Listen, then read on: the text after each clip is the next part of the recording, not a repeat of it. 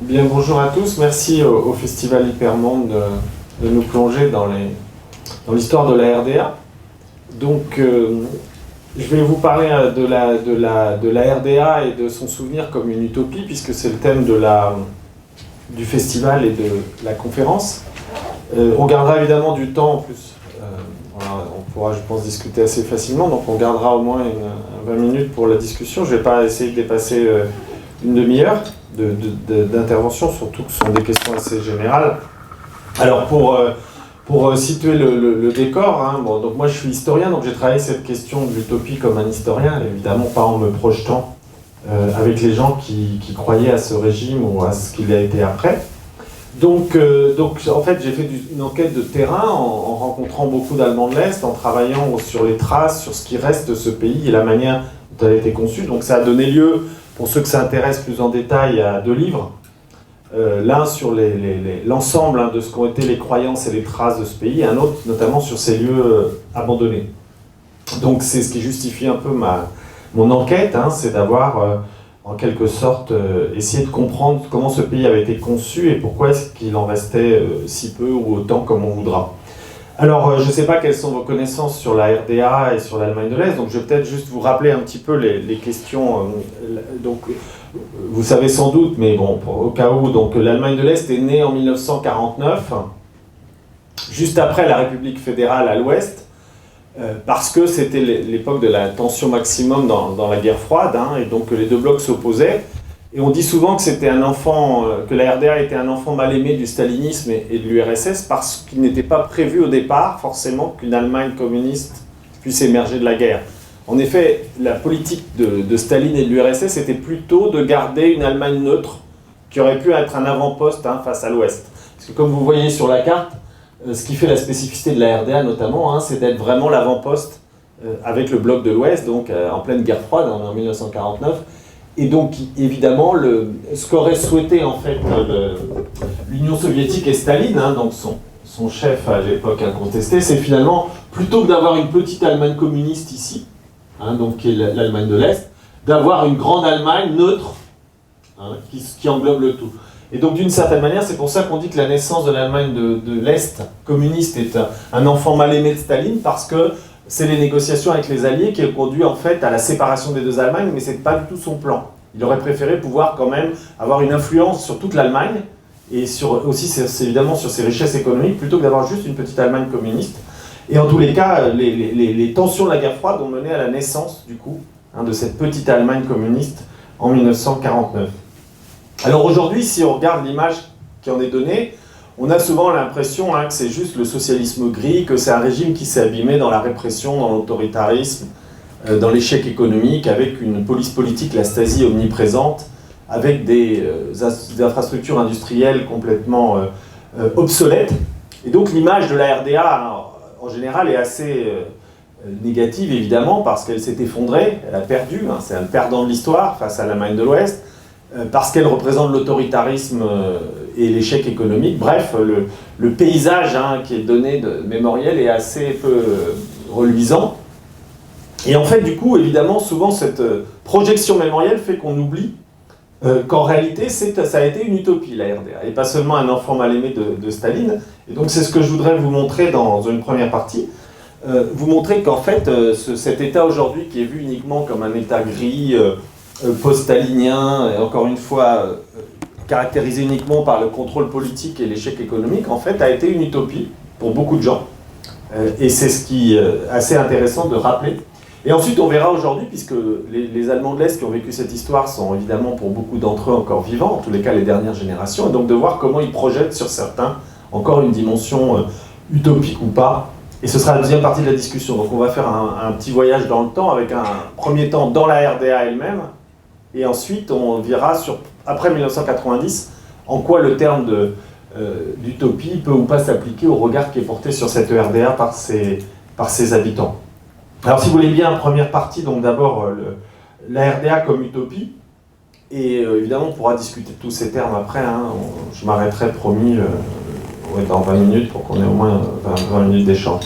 Donc d'abord, pourquoi c'était une utopie la RDA, puisqu'on pourrait se dire c'est juste un produit de la guerre froide, hein, c'est ce que disent beaucoup d'historiens, Il n'y avait pas vocation à avoir une Allemagne communiste, Staline n'en voulait pas, les Alliés non plus, d'une certaine manière, donc pourquoi ? C'est évidemment une vision des choses, et c'est une vision des choses qui est vue par le haut, et qui est vue de manière très extérieure, hein, c'est vu uniquement à l'échelle des relations internationales, mais si vous allez à l'échelle des individus et des militants communistes ou socialistes de l'époque, en fait la RDA, à mon avis, c'était une utopie pour 3 raisons. D'abord parce que l'Allemagne, c'est le pays du socialisme, évidemment. Vous savez que Karl Marx est allemand, que donc il y a eu un immense mouvement socialiste au XIXe siècle, qui a été très puissant, qui s'incarnait dans le Parti social-démocrate, qui a disparu progressivement à l'Est en 1946. Mais beaucoup des gens qui ont fondé la RDA, en termes de génération, en 1949, sont des gens qui ont été des militants socialistes. Donc d'une certaine manière, quand la tension arrive et que cet État naît, les gens qui vont la gouverner, qui vont la fonder, qui vont l'organiser, qui vont la développer à tous les échelons, ce sont des gens qui sont issus finalement de cette tradition du socialisme allemand. Je vous ai mis, pour l'incarner, un des billets les plus gros de la RDA, qui évidemment représente la figure de Karl Marx. Mais c'est pour dire qu'il y avait chez beaucoup d'entre eux l'idée qu'ils allaient quand même dans des circonstances difficiles, qui sont celles de la guerre froide, même sous le parapluie de l'URSS, c'est des gens qui, pour beaucoup d'entre eux, étaient nés dans les années 1880-90, donc ils avaient milité jeunes hommes ou jeunes femmes avant 1914, parfois certains d'entre eux. Et donc du coup, ce ne sont pas uniquement des hommes de Staline qui arrivent au pouvoir, c'est aussi des gens qui ont une tradition allemande de la lutte socialiste.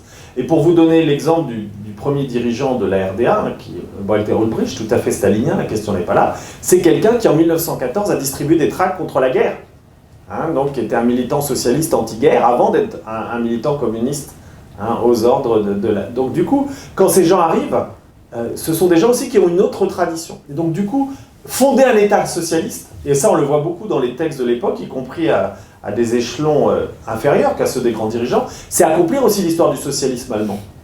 C'est pas simplement être un produit de la guerre froide, c'est pas simplement arriver, c'est l'idée de dire enfin, on a un État socialiste en Allemagne. Premier État socialiste sur le sol allemand, disait-on en allemand. Et donc quand on a fondé la première ville de RDA, on a dit que c'était la première ville socialiste sur le sol allemand, celle qui a été créée, qui était un combinat de l'acier. Et donc du coup, vous voyez, cette dimension d'utopie, c'était celle de réaliser les rêves du socialisme allemand du XIXe siècle. Alors bien sûr, par des chemins très compliqués, par des chemins détournés, mais encore une fois, c'était accomplir le rêve de Karl Marx, accomplir le rêve des dirigeants sociodémocrates les plus révolutionnaires. Et donc du coup, la RDA, c'est aussi l'aboutissement du socialisme allemand du XIXe siècle.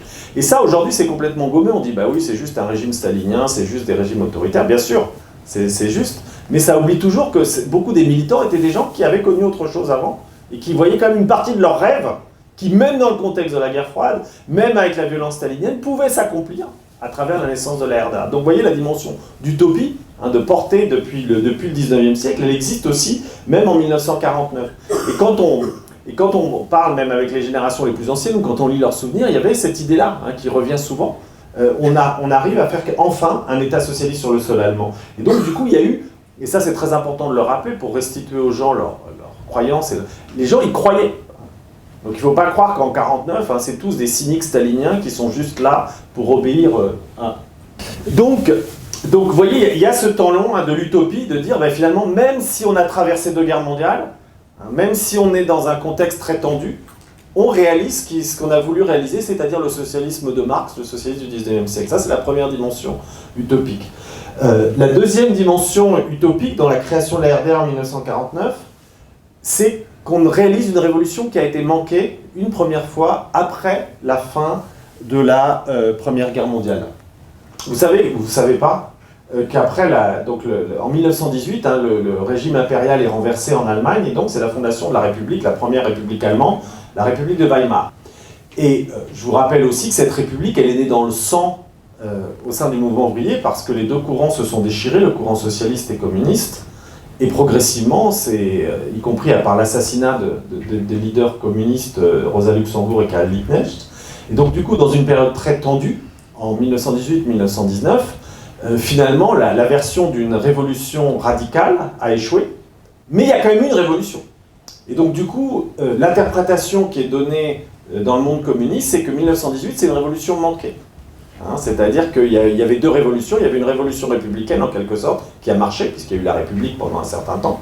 Et il y a une seconde révolution qu'on attendait, qui était celle des Spartakistes, qui était celle de la gauche, qui aurait été une révolution communiste. Celle-là qui n'a pas été achevée. Et il y a des interprétations communistes qui est de dire parce qu'il manquait un parti suffisamment puissant pour porter la révolution. Alors on peut discuter, mais peu importe la révolution de 1918, mais la dimension d'utopie qui est en 1949, c'est qu'on va enfin réaliser la révolution qu'on a ratée après la Première Guerre mondiale. Donc du coup, vous voyez, l'idée de 1949 n'arrive pas uniquement dans le contexte, encore une fois, du stalinisme ou de la guerre froide. Pour beaucoup, il y a de dire, on a eu une occasion qui a été manquée parce qu'il n'y avait pas un parti communiste puissant, il a été juste créé fin 1918, début 1919. Et donc du coup, la RDA va se penser comme l'accomplissement de la révolution allemande qui a été manquée. Je vous ai mis une affiche d'un mémorial qui date des années 1970, donc en pleine RDA, qui représente celui des Marins Rouges de 1918-17. Donc l'idée qu'on accomplisse ce que ces marins-là ont raté.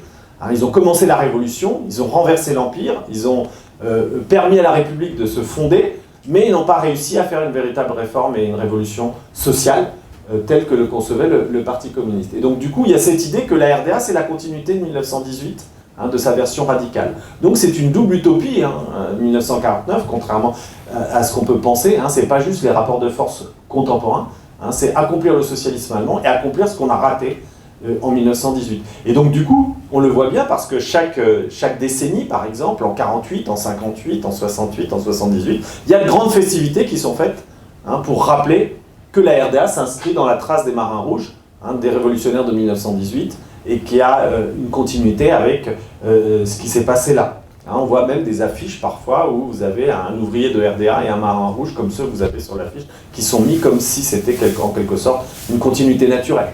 Un ouvrier de RDA, c'est la continuité des révolutionnaires de la Première Guerre mondiale, la continuité de ceux qui sont morts sous les balles de l'extrême droite et des corps francs en 1919. Si vous avez des questions de détail, on pourra bien sûr en discuter tout à l'heure. Mais ce qui est important de comprendre, c'est que donc, du coup, ce régime, c'est pas exactement le même que dans des pays beaucoup plus ruraux, comme la Bulgarie ou la Roumanie, où il n'y a pas cette tradition du mouvement ouvrier. Il n'y a pas cette tradition pré-révolutionnaire aussi dense qu'en Allemagne. Donc il y a vraiment cette dimension d'utopie. Et puis, troisième moment utopique, en quelque sorte, évidemment, c'est que la RDA, elle est fondée pas seulement, encore une fois, dans le contexte du stalinisme, mais évidemment, ça doit être l'antithèse du nazisme. On sort de la guerre, donc non seulement, donc c'est l'État antifasciste par excellence. Donc c'est l'idée, et ça c'est une idée qui est très profonde chez tout le monde, c'est l'autre Allemagne. C'est cette autre Allemagne, celle qui n'est pas celle du fascisme, de la barbarie qui vient de s'achever. Et donc l'idée de fonder une nouvelle Allemagne, donc là aussi c'est la dimension utopique, face à la barbarie qui a eu lieu, la RDA c'est l'antifascisme. Et de fait, tous les dirigeants de la RDA, quasiment, pas tous, mais sont des gens qui ont été des résistants au nazisme, ou alors des exilés qui sont partis, surtout en URSS. Donc du coup, ils peuvent prétendre, par rapport à l'Allemagne de l'Ouest, être la véritable Allemagne antifasciste, et du coup de créer un monde nouveau. Un monde nouveau qui est donc encore une fois celui du socialisme du 19e siècle, de la révolution inachevée de 1918, mais aussi celui de l'antinazisme. Et donc du coup, donc l'antifascisme est central dans le discours de la RDA sur elle-même parce que c'est elle qui accomplit une Allemagne nouvelle. Et d'ailleurs, si vous regardez les titres de journaux qui sont lancés par la RDA, juste après la Seconde Guerre mondiale, ils ont souvent le terme de nouveau. Le quotidien du parti s'appelle Neues Deutschland, la Nouvelle Allemagne.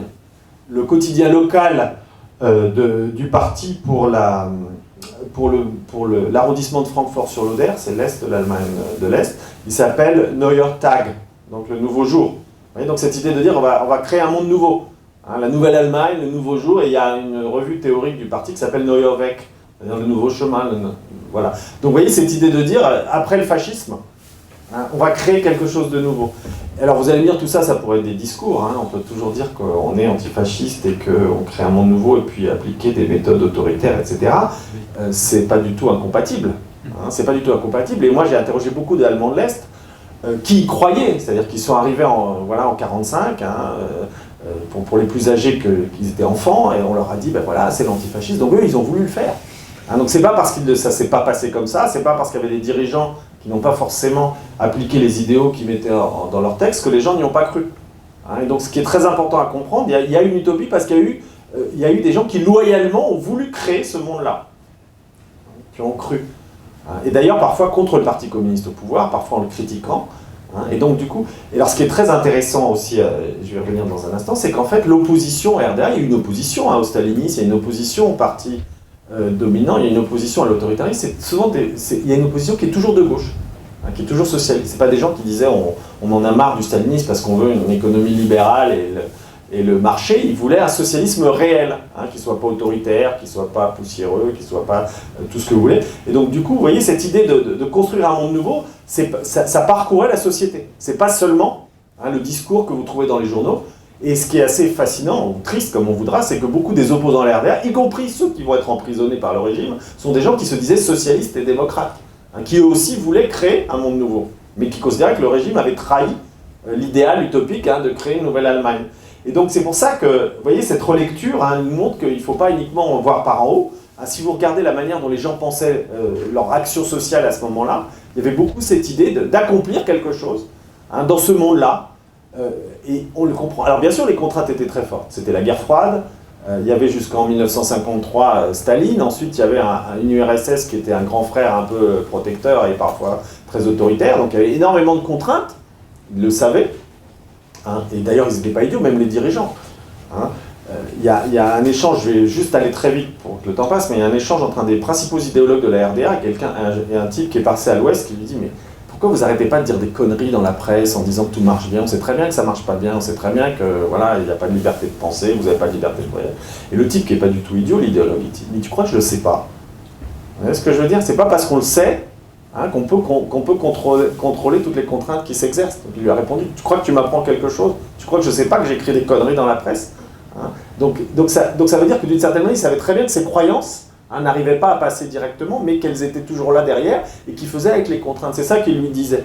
Il n'était pas du tout cynique. Il disait on est pris dans un ensemble, dans un faisceau de contraintes. Et c'est très passionnant comme dialogue parce qu'on voit bien que voilà, c'est des gens qui ont cru et qui ensuite n'ont pas réussi à évidemment à activer tout ce qu'ils voulaient. Donc il faut aussi voir toute cette dimension d'utopie, de croyance, de volonté d'action. Et alors, évidemment, on pourrait se dire, plus le temps passe, plus le régime est autoritaire, puis dans les années 70-80, et en plus, il commence à être de moins efficace socialement et économiquement, parce qu'il y a la crise économique mondiale qui touche aussi le bloc de l'Est. Je passe sur les détails.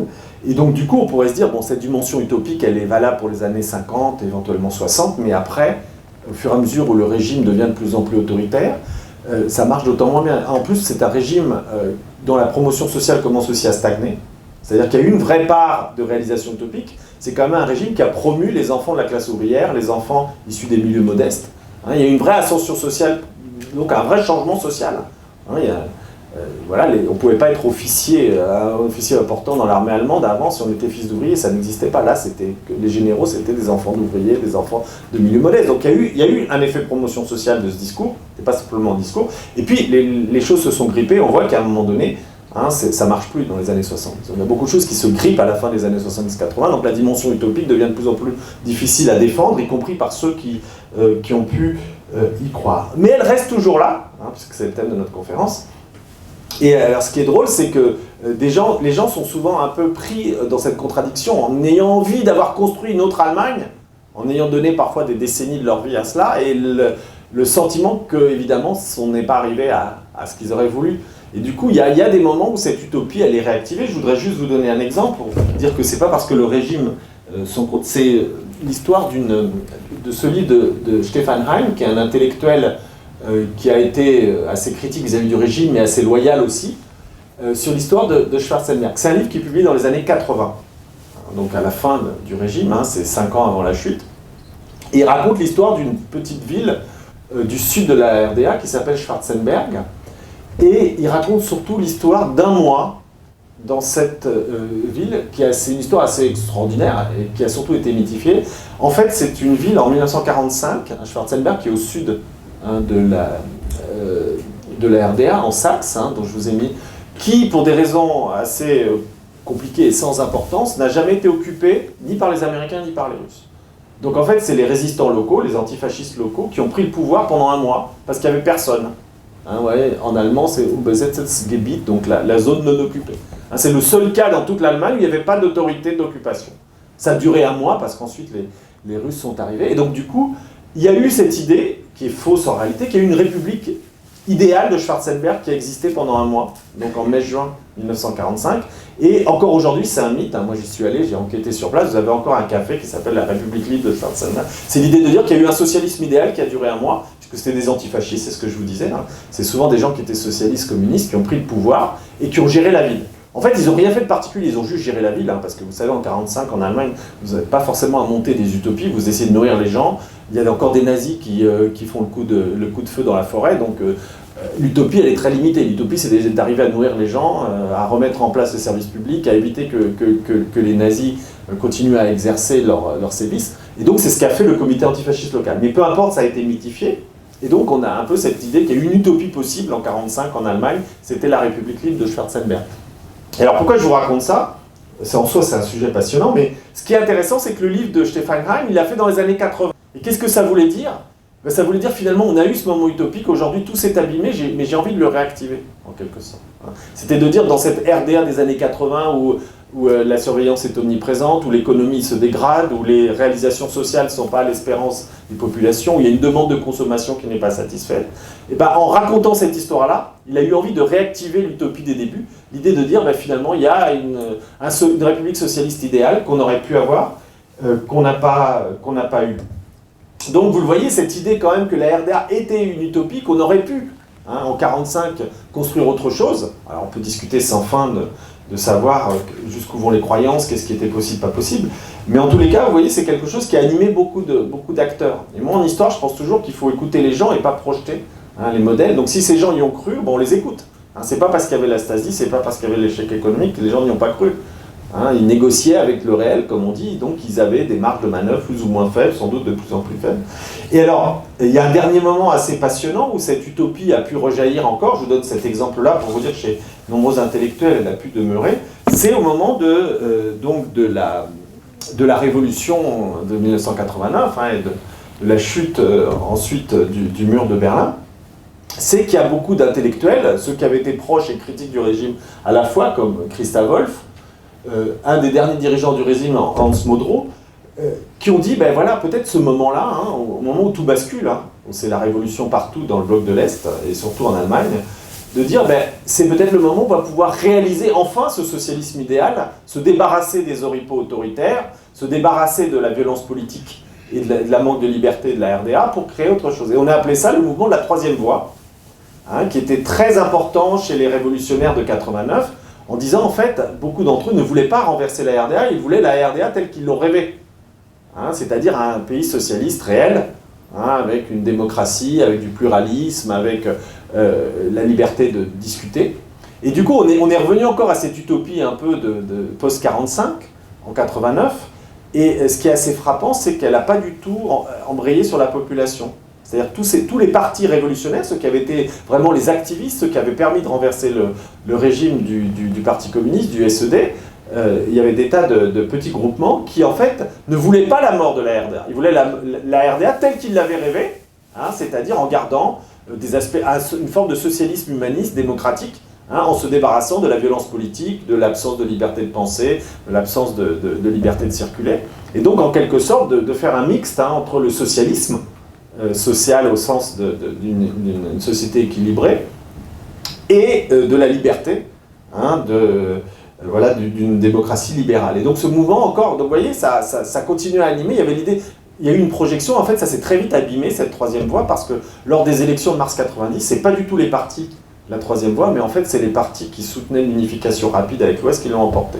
Et donc ce qui est assez triste et paradoxal, c'est que tous les acteurs majeurs de la révolution de 89-90 se sont trouvés marginalisés, et ce sont finalement les partis de l'Ouest qui l'ont emporté et qui ont permis la réunification telle qu'elle s'est faite. Et donc du coup, vous voyez, cette idée d'utopie, elle a quand même circulé finalement, puisqu'elle a été réactivée au moment où le mur tombait. Beaucoup d'intellectuels, je prends l'exemple qui est un des plus connus de l'écrivaine Christa Wolf, mais il y avait aussi beaucoup de petits partis qui ont été oubliés, mais qui étaient les plus actifs à l'époque, qui pensaient qu'on pouvait faire naître se débarrasser, encore une fois, de la violence politique, de l'absence de liberté de la RDA telle qu'elle était, mais de garder l'idée socialiste. Et ils ont été balayés, puisqu'on n'a rien gardé de l'idée socialiste dans l'unification. Et c'est l'Ouest qui l'a emporté. Donc vous voyez, c'est pour dire que l'utopie, il ne faut pas regarder uniquement comment dirais-je, la carcasse de la RDA, hein, qui n'est plus très fumante, mais aussi voir que les gens, à différents moments, avec différents investissements, sous différentes formes, y ont cru, plus ou moins. Hein.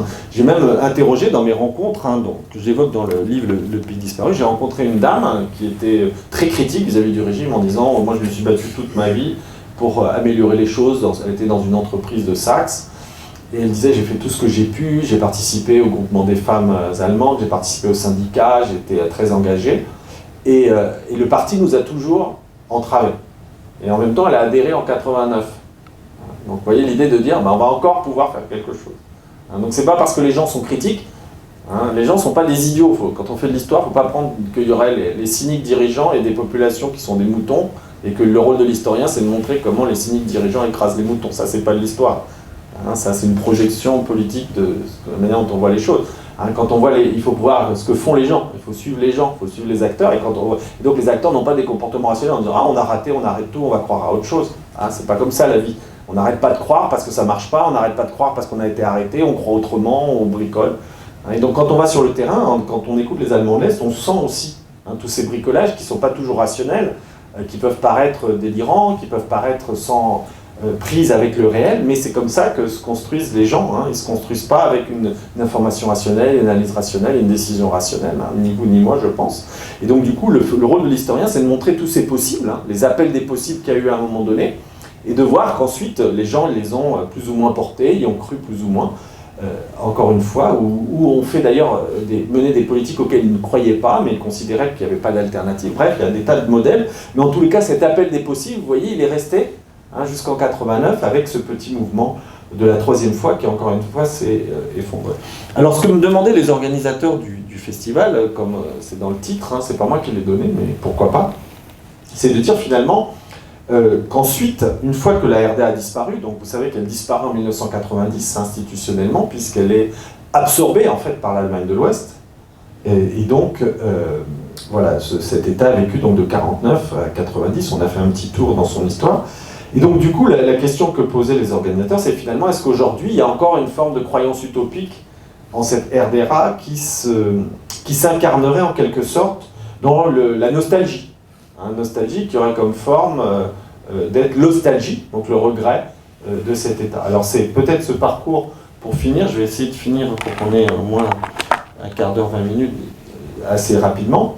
Alors d'abord, qu'est-ce qui s'est passé en 90 Il s'est passé d'abord, évidemment, dans la joie de l'unité, un rejet assez puissant de la RDA, qu'on considérait comme ayant échoué aux réalisations que je vous évoquais, à savoir l'égalité sociale, la réussite économique. Et donc, du coup, on a un moment très net, en 90-91, de rejet. Et donc, vous voyez, là, on découpe l'insigne de la RDA au milieu pour construire un drapeau qui soit simplement le drapeau de l'Allemagne. On arrache le DDR, donc la République démocratique allemande, DDR. Donc là, vous voyez, ils ont enlevé le R pour ne garder que le D de Deutschland. Donc du coup, on a un rejet très puissant dans la population de ce régime qui, encore une fois, s'est abîmé dans l'échec économique et dans la répression politique dans les années 70-80. Donc on rejette le régime, on rejette aussi tout ce qui paraît comme complètement daté, notamment ces petites voitures qui, par rapport aux belles voitures de l'Ouest, paraissaient vraiment peu efficaces, la Trabant, que vous connaissez sans doute tous, et qu'on va trouver dans les années 90 sur le bord des routes, complètement abandonnées, parce que ça ne vaut plus rien à l'époque. Tout le monde veut s'acheter des BM, des Opel, voilà, ou des Volkswagen, et d'ailleurs on les achète, parce qu'il y a pas mal d'argent qui coule, qui est envoyé par l'Ouest, et donc du coup il y a un rejet. Il y a un rejet, et progressivement, en fait, on se rend compte, ça a été calculé très précisément, je n'ai pas le temps de rentrer dans tous les détails, pour ceux que ça intéresse, on pourra en parler, soit c'est dans les livres. À partir de 91, en fait, on se rend compte que ce rejet commence à diminuer. Il commence à diminuer, et même, chose assez extraordinaire, on commence à faire renaître des marques de RDA socialistes qui avaient disparu, et qui passaient pour complètement désuètes par rapport à la superconsommation de l'Ouest.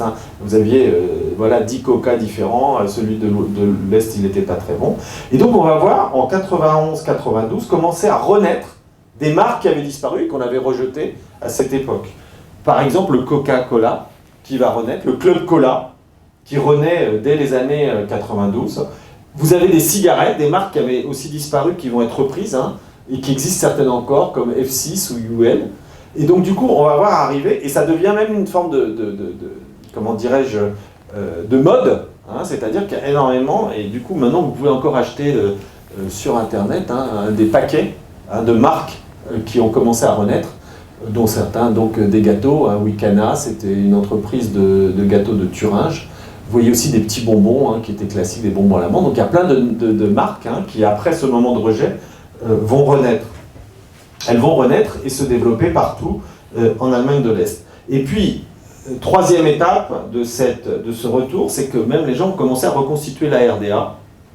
Ils vont commencer à reconstituer la RDA à travers des musées privés.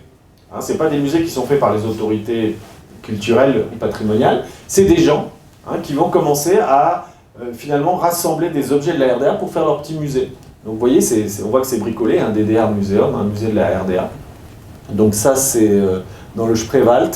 Et vous voyez donc à l'intérieur, vous y trouvez des reconstitutions d'épiceries. Et si vous parcourez toute l'Allemagne de l'Est à la fin des années 90, au début des années 2000, hein, donc troisième étape, vous allez voir partout des gens qui refont la RDA comme s'ils avaient envie d'y revivre.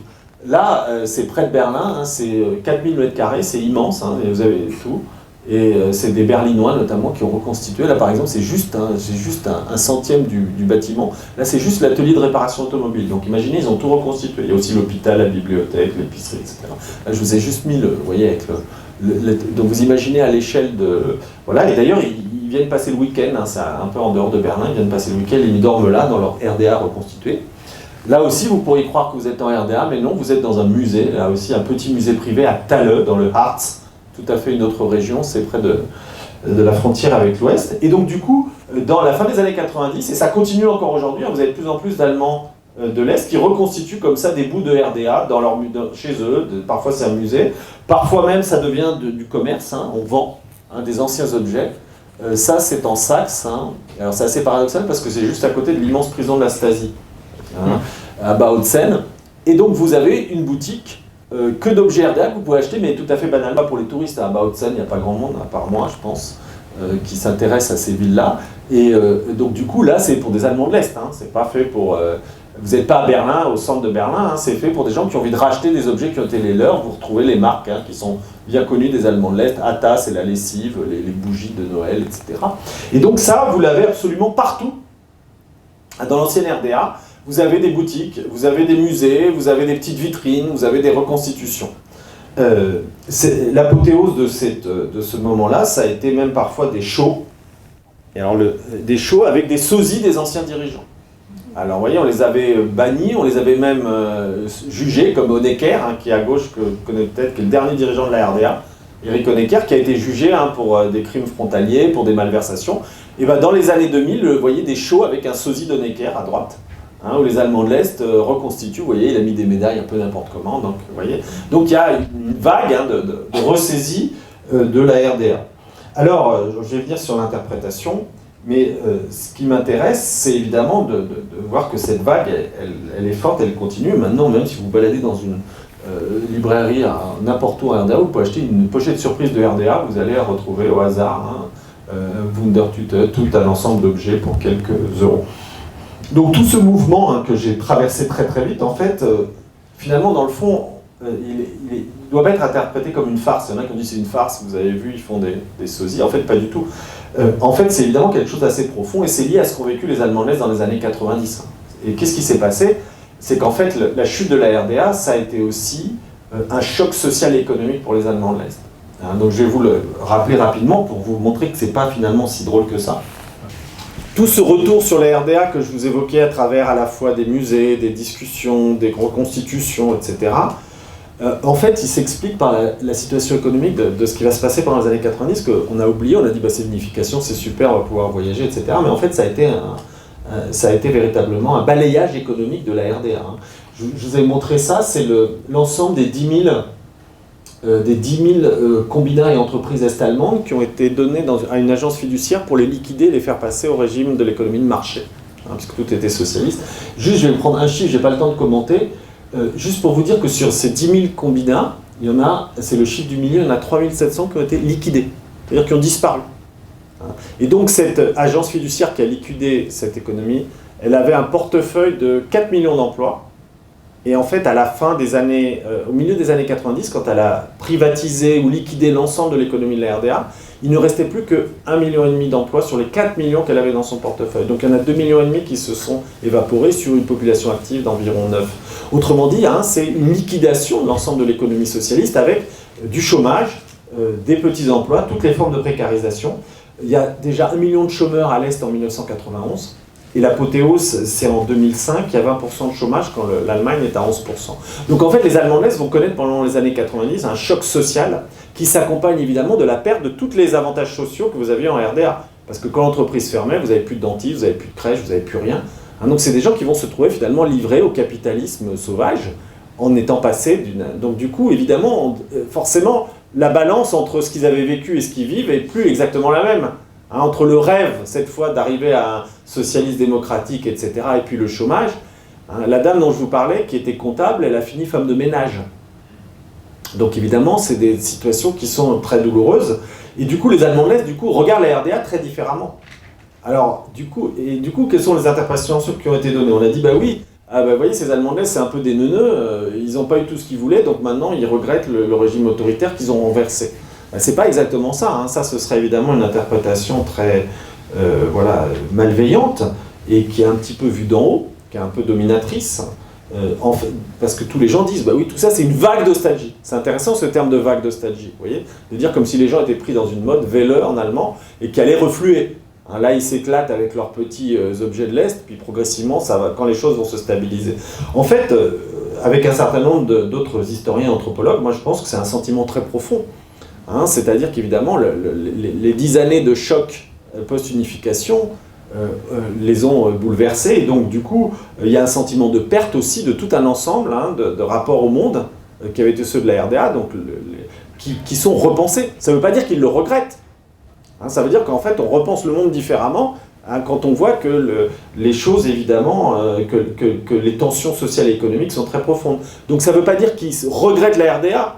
Ils ne sont pas plus idiots que nous, ils savent très bien quels étaient ses travers et ses défauts, mais ça veut dire que le bilan qui est fait de leur vie est beaucoup plus complexe, beaucoup plus nuancé, et c'est ça qu'exprime le retour aux objets de RDA, au retour à ses productions. Et moi, j'ai fait beaucoup d'entretiens dont je parle dans les livres, et ce qui m'a toujours frappé, c'est combien les Allemands de l'Est faisaient des bilans qu'ils essayaient d'équilibrer. Et ils ne sont pas du tout à dire « on a envie de revenir au régime ». Je vous donne juste un exemple. Je parlais dans le train avec un ingénieur qui faisait très bourgeois, il habitait dans les beaux quartiers de Berlin, il avait l'air très heureux, puis on se met à parler dans le train comme ça peut arriver. Et puis il me dit, moi je suis un ancien de la RDA et tout, et puis il me dit, j'habite à Berlin, Charlottenburg, c'est les beaux quartiers, mon fils est ingénieur, il est encore plus haut que moi dans la hiérarchie, il avait l'air l'homme heureux. Et donc je lui dis, donc du coup vous ne regrettez pas la chute de la RDA? Il me fait, non, c'était génial, tout s'est bien passé, etc. Donc on continue à parler, je dis, donc vous êtes assez critique évidemment du régime, si vous êtes ravi. Il fait, non, je suis pas critique. Je dis, attendez, on dit que c'est génial qu'il tombe, vous n'êtes pas critique. Il fait, non, je suis pas critique, parce que moi j'étais fils d'ouvrier, et c'est grâce à la RDA que j'ai pu devenir ingénieur. Donc vous voyez, c'était 2 étapes de sa vie, donc on peut se dire, ça marche pas bien. Si, ça marche bien. C'est ça la nostalgie, en fait. C'est pas des idiots qui se mettent à penser tout d'un coup que les objets de la RDA vont les stabiliser, c'est des gens qui regardent les choses différemment parce qu'ils ont subi un choc social et économique très important. Et donc cet ingénieur était capable de dire, je dois à la RDA le fait d'avoir pu sortir de ma condition familiale ouvrière et de devenir ingénieur, mais la RDA telle qu'elle était, je n'en voulais pas, et donc je suis très heureux qu'il y ait eu le tournant. Donc il ne faut pas chercher à faire cohabiter ces 2 pensées, il faut les prendre comme elles sont. Et c'est ça qui me paraît intéressant, et c'est pour ça que cette nostalgie, elle nous dit beaucoup plus que simplement une forme de nostalgie un peu simplette, devant les difficultés, on pense au temps d'avant.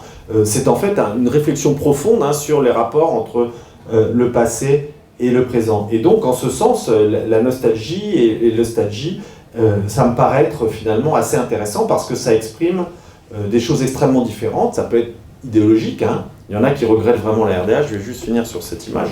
Ça a été pris il y a quelques années à Bochum. Vous voyez, c'est vraiment la nostalgie idéologique. C'est des gens qui étaient des dirigeants ou des acteurs du régime qui regrettent. Mais pour beaucoup, c'est beaucoup plus simplement des gens qui reviennent sur leur vie, sur ce qu'elle a été. Et quand vous y visitez ce petit musée, ce sera vraiment mon dernier mot, en fait, c'est pas des musées qui sont là pour vous apprendre l'histoire de la RDA, c'est des musées qui sont souvent très biographiques. Et souvent, les gens vous accompagnent, surtout si vous êtes étranger, ils voient que vous n'êtes pas allemand de l'Ouest, que vous n'êtes pas là pour, encore une fois, regarder les récits de l'unification. Et donc, du coup, ces gens-là, à travers les objets, à travers ce qu'on appelle à tort, à mon avis, l'ostalgie, et qui est plutôt un vrai bricolage, en fait, ils racontent leur vie et leurs difficultés. Hein, ça, c'est un ancien policier qui a fondé un musée de la police. Hein, et vous le voyez, ce qu'il veut, c'est vous raconter son histoire à travers l'histoire de la police, hein, et pas seulement vous montrer des objets. Hein, donc à chaque fois, hein, ça devient finalement un rapport à soi-même, hein, et les objets sont des médiateurs pour raconter sa vie. Hein, c'est la même chose avec, là aussi, un monsieur qui a fondé un petit musée en Thuringe, là c'est du pain en boîte, hein, dont il m'expliquait le fonctionnement. Et donc en fait, ces gens vous accompagnent dans le musée. Pourquoi pas pour vous donner une leçon d'histoire, mais parce que d'une certaine manière, en racontant à travers les objets de leur vie, ils essayent en quelque sorte de faire face à ce qu'ils ont vécu pendant ces années-là. Et donc du coup, c'est pas de l'ostalgie, hein, mais c'est plutôt un travail de mémoire qui finalement prend des significations et des tournures variées. Voilà. Je m'arrête là, merci de votre attention et on peut continuer ici ou sous la tente après si vous avez des questions ou des remarques ou des critiques. Moi j'ai un micro, si vous avez des questions, vous pouvez lever la main, je vous donne le micro. Il est lui.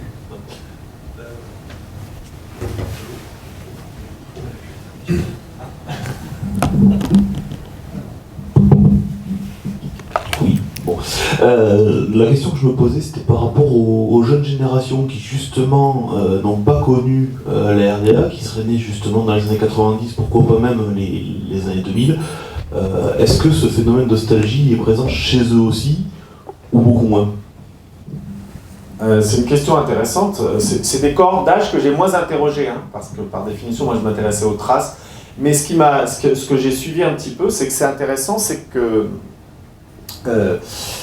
il y a plus, évidemment ça dépend des jeunes, mais il y a quelque chose qui me paraît frappant aujourd'hui, c'est que les enfants des gens qui ont vécu ce que je vous ai décrit, à savoir le chômage, la perte d'emploi, le changement d'emploi, il faut savoir que 2/3 des Allemands de l'Est ont changé d'emploi après, et pas forcément pour des promotions. Hein, donc du coup, c'est des gens... Et donc du coup, en fait, ce dont vont hériter les jeunes générations, donc des gens qui sont nés dans les années 80, 90, c'est aussi de l'histoire familiale et de ses chaos et de ses heurts. Ah, donc du coup, si vous voulez, même si vous n'avez pas vécu ça, vous avez vu votre père ou votre grand-père déprimé, vous avez vu aussi votre grand-père devenir chauffeur de taxi quand il était professeur d'université, et ça vous a été raconté. Et donc du coup, même si vous avez une vie qui est très heureuse et que vous êtes dans une Allemagne unifiée, il y a parfois quand même aujourd'hui un héritage qui est à travers, non pas les mains dont ils ont généralement peu de choses à faire, mais un héritage familial quand même du chaos des années 90. Hein. Et du coup, ce qui est assez intéressant, c'est que maintenant, dans les nouvelles générations, y compris les dernières que vous mentionnez, il y a de plus en plus de jeunes. Alors évidemment, c'est évidemment les plus éduqués, hein, les plus voilà. Mais chez les plus éduqués ou les plus conscients civilement, il y a l'idée de dire on a une histoire particulière qui est celle de l'Est, mais qui n'est pas du tout pro-communiste ou anti d'ailleurs, mais qui est de dire on peut pas nier que notre histoire c'est pas la même que celle de l'Ouest. Et donc du coup, ces jeunes générations, certains ont 20 ans, hein, ils ont créé plein de groupes. Hein, ça s'appelle parfois Génération Ost, etc. C'est de dire on va prendre en main notre histoire avec ses différents aspects, sans forcément qu'il y ait une orientation politique, mais de dire tout ce qui s'est passé là, on ne peut pas ne pas en hériter. Et ça c'est assez intéressant parce qu'ils vont en faire ce qu'ils auront envie d'en faire comme de nouvelles générations. Mais c'est quand même assumer un héritage particulier qui n'est pas le même. Parce qu'il faut le rappeler, pour un Allemand de l'Ouest ordinaire, disons, il ne s'est pas passé forcément grand-chose en 90, contrairement à celui de l'Est. L'Est, ça a été, encore une fois, c'était un bouleversement complet de tous ces horizons de vie. Hein, le passé était bouleversé puisqu'on leur disait que tout avait été pourri en RDA, leur présent était bouleversé parce qu'ils découvraient le chômage, le capitalisme, etc. Et, bon, et puis le futur a été aussi très changé parce qu'avant RDA, votre futur il était assuré. En plus, il y avait plutôt des manques de main-d'œuvre. Donc quand vous n'aviez aucun souci à vous faire pour l'emploi, pour la sécurité, etc. Donc tout leur rapport au temps est bouleversé, hein, alors qu'à l'Ouest, évidemment, c'est pas du tout le cas. Un prof d'université à l'Ouest, il reste prof d'université, chauffeur de taxi aussi. Hein, donc du coup, il va éventuellement payer plus d'impôts pour l'unification, mais c'est pas grand-chose par rapport à ce qui se passe. Et donc les jeunes générations, ça m'a beaucoup frappé aujourd'hui. Encore une fois, je vous dis, c'est un peu socialement différencié, parce que c'est pas tous ça.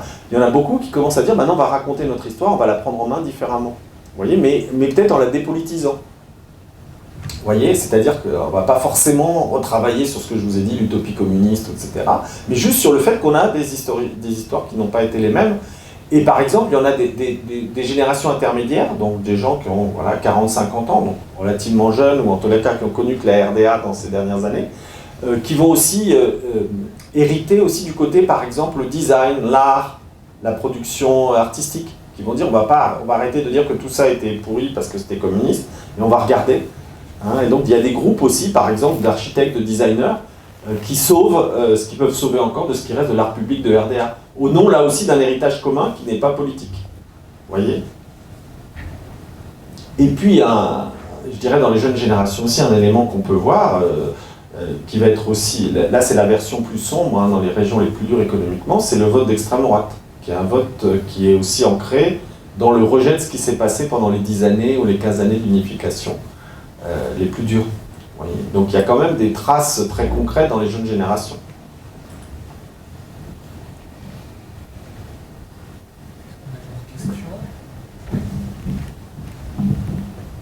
Justement, ils s'engagent, ces gens, dans des nouvelles... dans des associations, pour essayer de traiter les problèmes actuels Oui, bien sûr. Alors, il y a plusieurs types d'engagements hein, qu'on voit bien. Alors, il y a tout un ensemble d'engagements, je vous l'ai dit, qui est plutôt ceux des jeunes intellectuels, des étudiants, qui sont très variés, il y en a partout, qui sont de deux ordres. Il y en a qui sont on pourrait dire identitaires, mais dans le bon sens du mot, c'est-à-dire de traiter la spécificité de l'Est. Hein, donc, les problèmes de chômage, les problèmes de perte de services publics dans certains lieux. Donc il y a tout un côté Est en disant on a une histoire particulière, vous voyez, donc il y a un engagement civique qui est net, hein, qu'on voit, qui est l'idée de porter, d'essayer par exemple de réhabiliter des lieux abandonnés, d'en faire des cercles culturels, etc. Donc il y a cet engagement-là. Il y a un engagement antifasciste aussi, parce que du coup le fascisme il est quand même là. Donc on voit aussi dans la jeunesse hein, des ripostes, notamment dans les grandes villes, parce que c'est plus facile, parce qu'il y a des petites villes qui sont très gangrénées, entre guillemets, par l'extrême droite. Mais dans les grandes villes, hein, vous avez aussi un engagement hein, très antifa, comme on dit, qui est d'essayer de résister justement à la poussée de l'extrême droite. Et ça, on va le trouver notamment dans des villes comme Leipzig, hein, qui sont des villes étudiantes, qui sont des villes ouvertes. Donc oui, il y a quand même cet engagement civique, mais de l'autre côté, vous avez aussi une extrême droite hein, qui fait des scores colossaux dans les villes les plus abandonnées. Hein, qui fait jusqu'à 30% hein, dans certaines villes, qui ont connu ce que je vous ai décrit, à savoir hein, comment dirais-je, la liquidation complète d'une économie, surtout quand c'était des villes mono-industrielles ou quasi, hein, c'est la déshérence. Hein, c'est la déshérence complète. Et là, les cercles que je vous décris ont plus de mal à avoir prise parce qu'ils sont moins nombreux, parce qu'il y a des implantations fortes de l'extrême droite, hein, qui rachètent pour des bouchées de pain des habitations, des fermes et qui implantent beaucoup de choses. Donc c'est des territoires dans certains coins qui sont difficiles. Mais oui, il y a quand même ce double mouvement, à la fois politique et social, hein, de toute une jeunesse de l'Est, qui a envie d'exister justement, c'est ça, c'était la réponse, et ça fait le lien avec la question, en tant que jeunesse de l'Est, et pas simplement en tant que jeunes Allemands, hein, en disant on a aussi des spécificités à traiter. L'écologie, par exemple, ils s'engagent là-dedans. Oui, bien sûr, mais encore une fois, c'est pas le même électorat qu'à l'Ouest. Hein. Donc là, il y a quand même deux traditions qui sont fortes à l'Est électoralement, c'est l'extrême droite, l'AfD, et vous avez aussi une tradition qui est héritée Vous savez que le parti de gauche allemand Die Linke est en fait à l'origine issu de la RDA. Hein. C'était la transformation progressive du Parti communiste est-allemand. Donc il y a aussi cette tradition-là hein, d'engagement à l'Est, qui est un peu particulière par rapport à l'Ouest, même si Die Linke existe partout, parce qu'elle a beaucoup évolué depuis cette époque-là. On a peut-être le temps pour une dernière question. Enfin, en tout cas dans la salle. Voilà. Oui.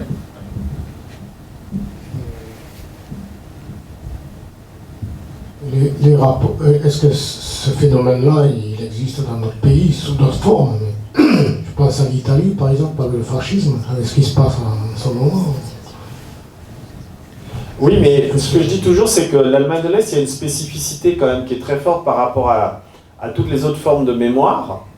C'est que c'est un pays qui a été absorbé par un autre, d'une certaine manière. Parce que bien sûr qu'il y a des formes, par exemple en Yougoslavie, il y a ce qu'on appelle la yougonostalgie, le regret d'un moment où tous les pays qui avaient formé la Yougoslavie étaient unis. Donc on va trouver dans certains pays ce qu'on appelle la yougonostalgie, vous allez trouver des réflexions, etc. Mais là, on est quand même dans un cas très particulier. C'est que vous avez un pays, c'est pour ça que j'avais appelé le pays disparu, qui a été vraiment absorbé par un autre. Donc il y a toujours un miroir. Et pourquoi et comment ça se marque? Par exemple, le fait aujourd'hui que les Allemands de l'Est ont des salaires qui sont inférieurs à ceux de l'Ouest. Donc vous voyez, ils se comparent aussi par rapport, ce qui explique un certain nombre des positions. Les salaires, parfois, dans certaines branches, c'est jusqu'à 30%. Autre élément, il n'y a quasiment aucune des élites ne vient de l'Est. Alors vous allez me dire, il y a Angela Merkel. Mais Angela Merkel, d'abord, elle n'est plus là, mais surtout, c'était l'arbre qui cachait la forêt. Il n'y avait aucun président d'université, même à l'Est, qui n'était de l'Est. C'était des gens qui venaient de l'Ouest. Tous les dirigeants des médias, tous les dirigeants des grands groupes économiques sont des gens de l'Ouest. Donc vous voyez, c'est quand même une configuration qui est très spécifique, où les gens de l'Est se mesurent par rapport à ceux qui les ont absorbés, en quelque sorte. Certes, ils le souhaitaient, ils ont voté pour ça, mais ils n'ont peut-être pas voté pour tout ce que ça a, évidemment, enclenché. Donc c'est pour ça que par rapport à d'autres pays européens, l'Allemagne de l'Est, c'est une configuration très particulière, c'est-à-dire qu'il y a toujours cette idée de dire, et du coup ensuite vous pouvez faire toutes les relectures possibles, il y en a qui disent on a été annexés, ils nous ont enlevé notre identité, vous pouvez développer des discours extrêmement variés, mais avec cette spécificité-là que n'ont pas connue. Voilà, tous les officiers est-allemands importants ont été renvoyés, ce qui n'est pas le cas dans les autres armées. Dans les autres armées, on épurait peut-être ceux qui avaient été les plus proches du régime, mais l'armée continuait, c'est la même. Là, c'est pas la même, puisque du coup, c'est l'armée de l'Ouest qui a pris dans ceux de l'Est ceux qu'elle avait envie de garder, donc une minorité. Donc vous voyez, à chaque fois, il y a ce même processus-là qui fait que c'est une question mémorielle très particulière, l'Allemagne de l'Est, par rapport à d'autres pays européens.